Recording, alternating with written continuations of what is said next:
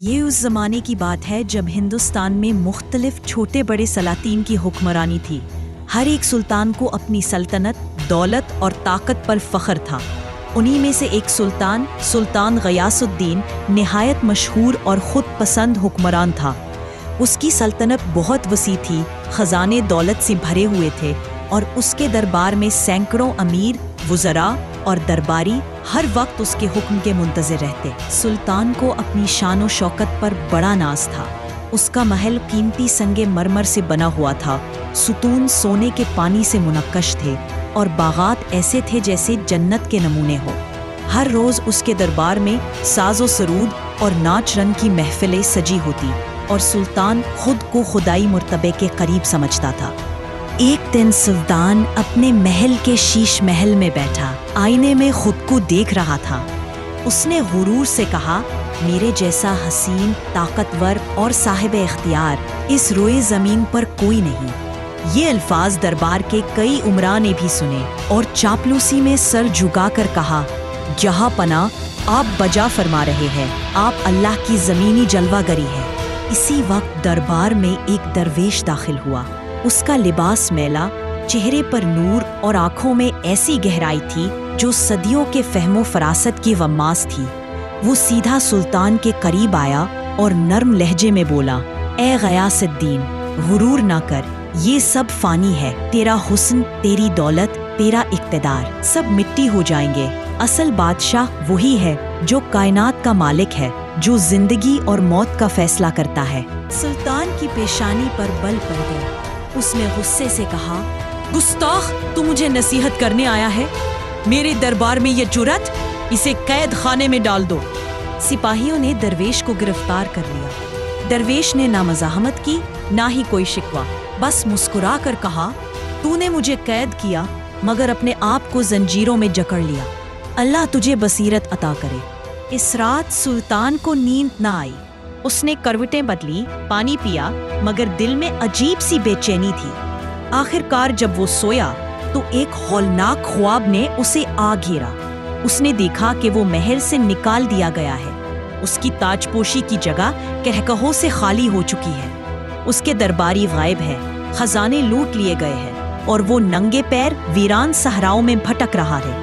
اس کے ہونٹ پیاس سے سوکھ گئے ہیں، لباس چیتھڑوں میں بدل گیا ہے اور کوئی اس کی بات سننے کو تیار نہیں۔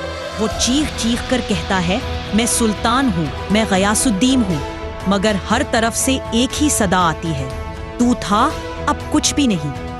اسی لمحے ایک نورانی ہستی نمودار ہوئی اور سلطان سے کہا، تو نے خود کو سب کچھ سمجھا مگر اللہ کو بھول گیا۔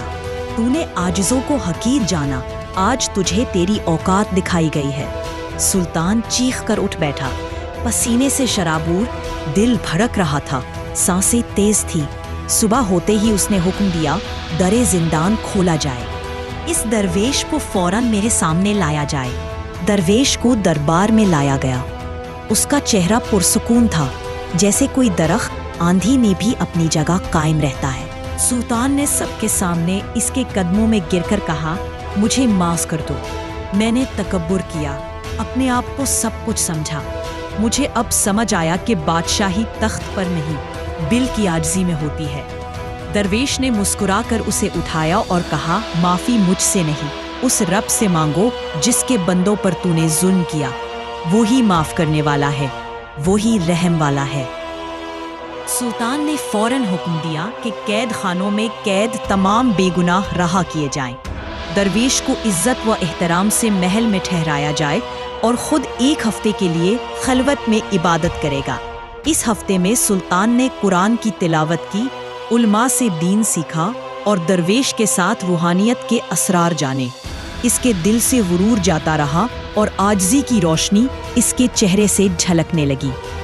سلطان نے اپنی حکومت میں کئی اصلاحات کی، عدل کو اولویت دی، علماء و صوفیاء کو دربار میں بلایا، غرباء کے لیے بیت المال کو کھولا اور ہر سال حج کا قافلہ روانہ کیا۔ اس کی سلطنت امن و انصاف کی مثال بن گئی۔ درویش نے ایک دن کہا، اب وقت ہے کہ میں آگے بڑھوں، کئی اور دل ہیں جنہیں بیدار کرنا ہے۔ سلطان نے اشکبار آنکھوں سے کہا، اے اللہ کے بندے، तूने मुझे अंधेरे से निकालकर रोशनी दिखाई, मेरी बादशाही तूने बचाई। दरवेश मुस्कुराया और बोला, बादशाही वही बचे जिसे अल्लाह बचाए। यूं वो रुखसत हो गया, मगर उसकी बातें और उसकी रूहानियत हमेशा के लिए उस सल्तनत में जागुजी हो गई। ये कहानी हमें सिखाती है कि तकब्बुर इंसान का सबसे बड़ा दुश्मन है। जब इंसान अपने आप को सब कुछ समझने लगता है तो वो असल हकीकत से दूर हो जाता है। दरवेश की मानिंद आजिज़ी, सब्र और हक की बात कहना ही असल बुजुर्गी है। अल्लाह ताला कुरान में फरमाता है, ज़मीन में अकड़ कर मत चलो, ना तुम ज़मीन को चीर सकते हो, ना पहाड़ों की बुलंदी को पहुंच सकते हो। सूरा लुकमान आयत 18। अगर आपको ये कहानी पसंद आई हो तो लाइक करें, शेयर करें और चैनल को सब्सक्राइब करना ना भूलें।